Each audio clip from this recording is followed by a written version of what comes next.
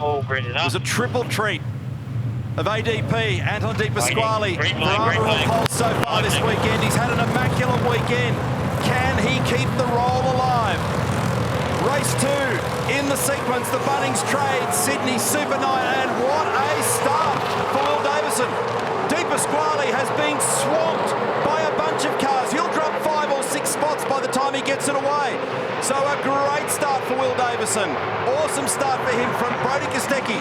Jamie Whincup jumps into 3rd. Shane Van Gisbergen next, followed by Nick Percat. Then De Pasquale with Mostert making a big run around the outside, and they're 3 wide on exit. He almost stalled. He jumped and then almost stalled. Have a look at Kostecki because he's looking to put a move on. He's right in behind Davison. He pokes the nose of the Boost Commodore down the inside of the Mustang.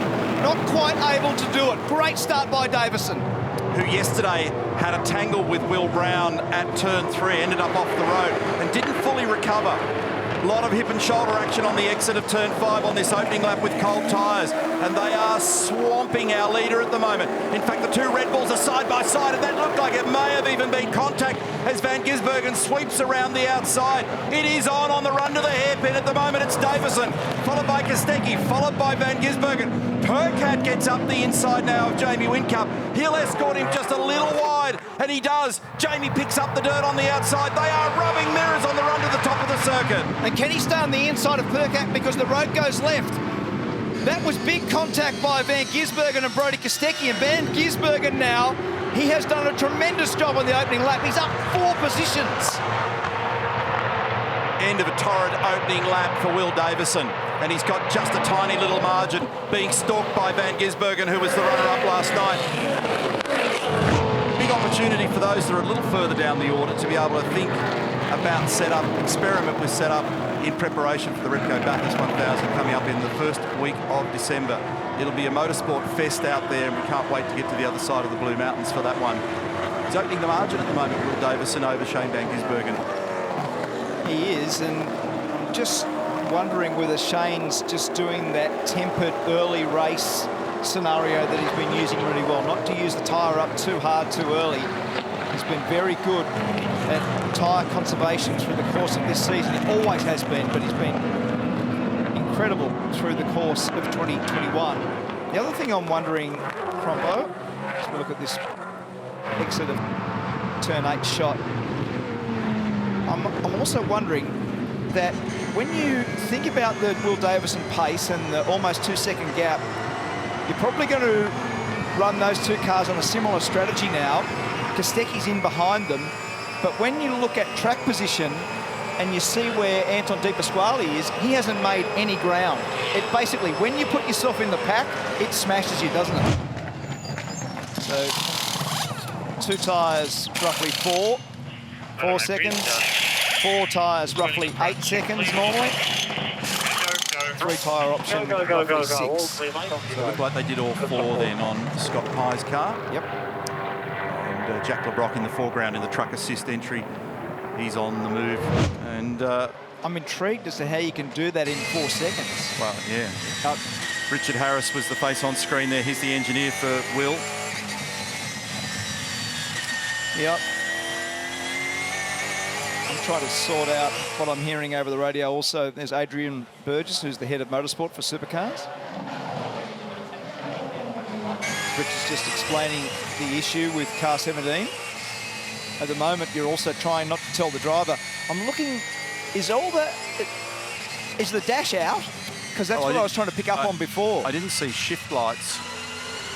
It might just be me not paying attention.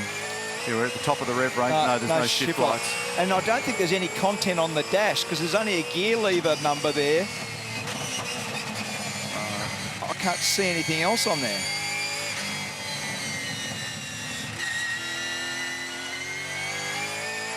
Yeah, you're right. There's nothing there. It's actually, well, there you go. Now you're about to be in 6th gear in a second and it still says 3. Yeah.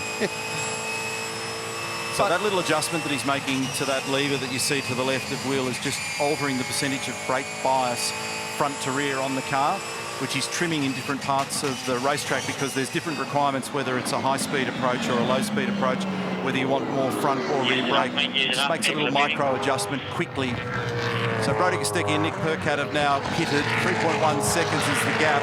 Coming down pit lane, when you get in the box, I So need the you to keep pit your brake.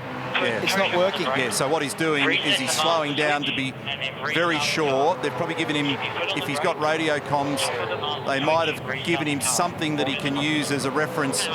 So that's why Shane was trying to duck out from the left. Now he peels off. He's going to be vulnerable here. What do they do tyre-wise? How many wheels and tyres on this thing?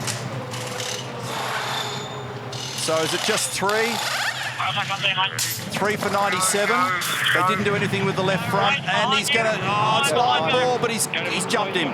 He's jumped him. So not being able to get down there at peak speed for Will Davison was what made the difference there.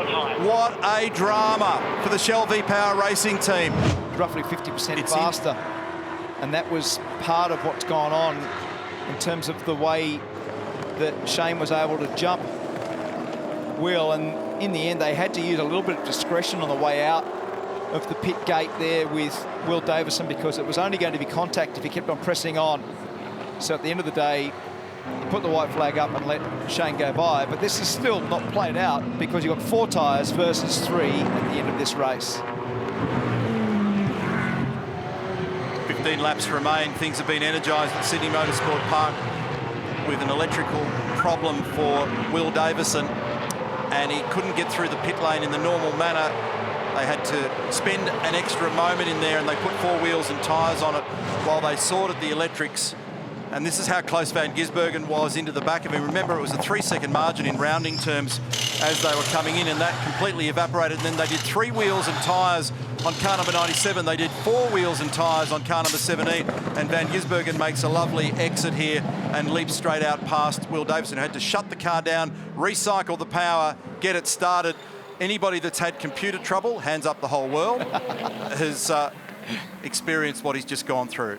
And then also, Anton's run so wide down there, and turn 4. I think you're right, your assessment that Will Davison could well be in the box seat here. And down the inside goes Shane. He does not need a second invitation. They make light contact. They continue to make light contact, and now Shane closes down and holds the lead.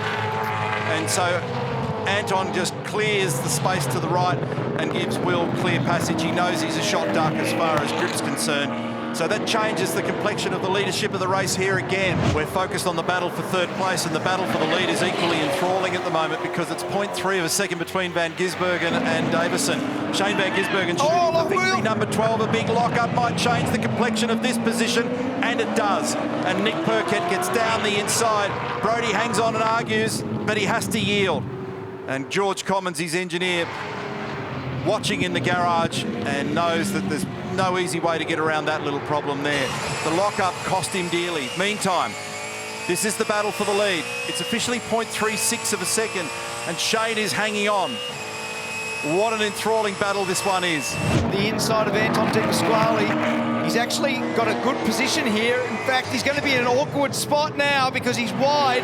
Can he turn it back on the inside and get the run? Yes, he can. Nicely done. That's a perfect crisscross manoeuvre by Percat, well executed. He's slowed the car down now, and then he just tries to cart him wide, and that actually might help Brodie in the process. You could never get around the outside of turn 5, but what Percat did was he fed it a gear as he got in there and then crossed the rear bumper and got down the inside on the run to turn 6. That's now gone out to 1.1 seconds. This has been another great drive from Shane Van Gisbergen. They didn't start the weekend strongly with the car. They were almost there, but just not quite at the peak speed of their opponents next door. But he's back in fine form in this one, isn't he? He certainly is. And a welcome return to the pointy end for Shane Van Gisbergen after a dominant display so far for Anton De Pasquale. So I thought Will might have been able to make an opportunity out of it with the extra tyre to ultimately clear him, but he also would have been frustrated in behind him. He might have used up a little bit more of that rubber to try and get to the back of him, knowing that he was leading the race and he went through all that mid-race drama. Last couple of corners now for Shane Van Gisbergen. Been another beautiful drive. The 32-year-old Kiwi lines it up out of the final corner. That's on you boys in the pit. What an awesome stop. Great job. Thank you.